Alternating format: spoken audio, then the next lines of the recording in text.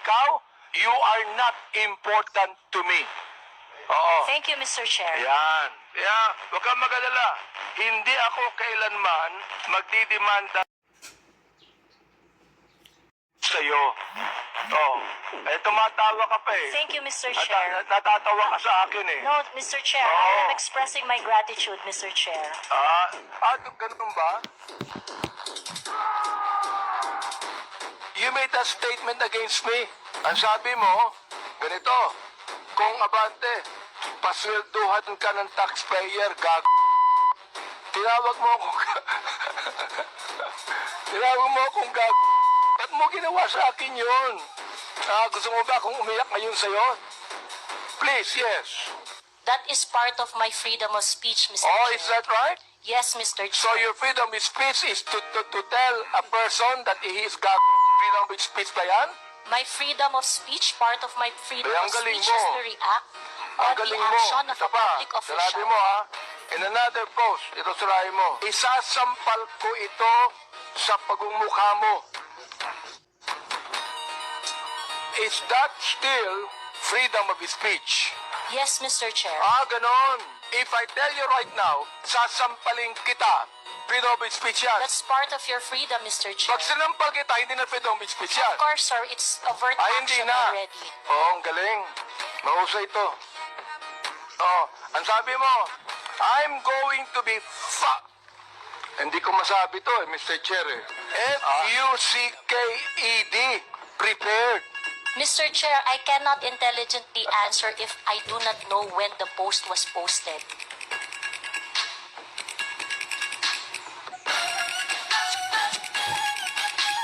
You can post something today and you forget that tomorrow. Am I right? That is correct, Mr. Chair. That's very likely. You hated me. Hindi pwede sabihin mo sa akin na you love me. Is that the person that you said that you love me? I love you and because of that, isasampal ko ito sa'yo. At the very most, I do not like your performance as a member of the 19th Congress.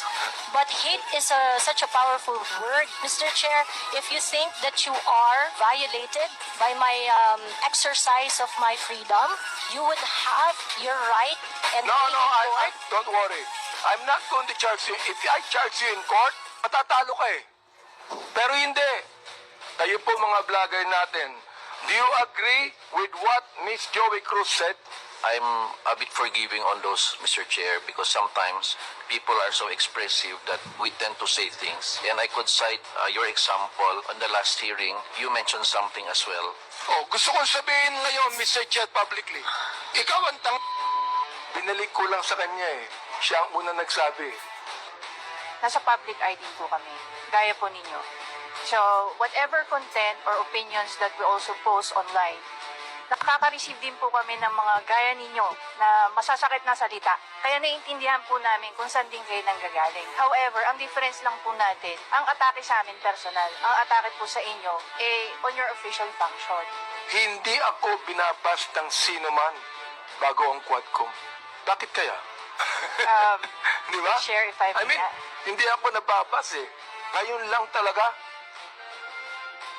Miss Cruz, wala akong karapatang tawagin kitang gago. And I respect your opinion, Mr. Chair. Not my opinion. That is my belief. I Iba yung respect your opinion, belief, Mr. iba Chair. yung belief.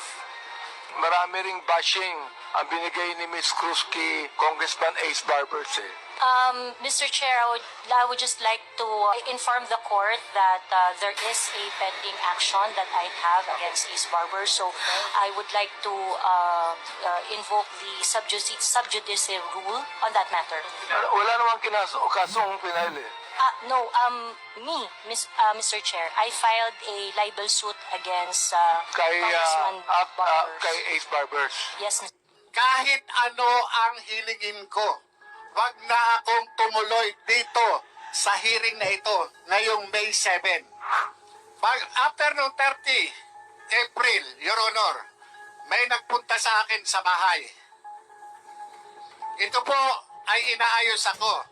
Allegedly, by the camp of a certain James Kumar and Lisa Marcos through a common friend named Eric Santiago, alias Picoy. Ang pagkakaalam ko po dito, taga-Napolcom po ito. At ang kapatid po nito, isang PIDEA Drug Enforcement Officer. Nakuha po sa bahay ng CCTV yung kanyang, kasi naka-video call po eh. At ako, ayon, di umano, itong si James Kumar, interesado sa akin at naging subject ng kanilang three-way conversation na ako wag nang magsalita. Ngayon, nagkaroon pa ng mga series of communication. Kahit ano ang hilingin ko, wag na akong tumuloy dito sa hearing na ito ngayong May 7. Kung hindi ka tumuloy, papahuli rin kita. Yes, Your Honor, alam ko naman Gusto po. kita. Kung hindi ka Nagbiro pa nga ako, Your Honor. Ang gusto ko, loto. Walang problema. Yan ang inaantay. Yan ang inaantay ni Lam. Your Honor, kuha po yan. Yung conversation na yan. Sandali, bagong revelation yan. Yes, Your Honor. Nung atrenta na after ng hearing natin dito sa Senado, May 1, may nagpunta po sa akin. At yun nga, yung tumawag yung Eric Santiago, video call. Kaya nga, sabi ko, teka muna, hindi ako nag-ano dun sa video call. Yung nga sinasabi,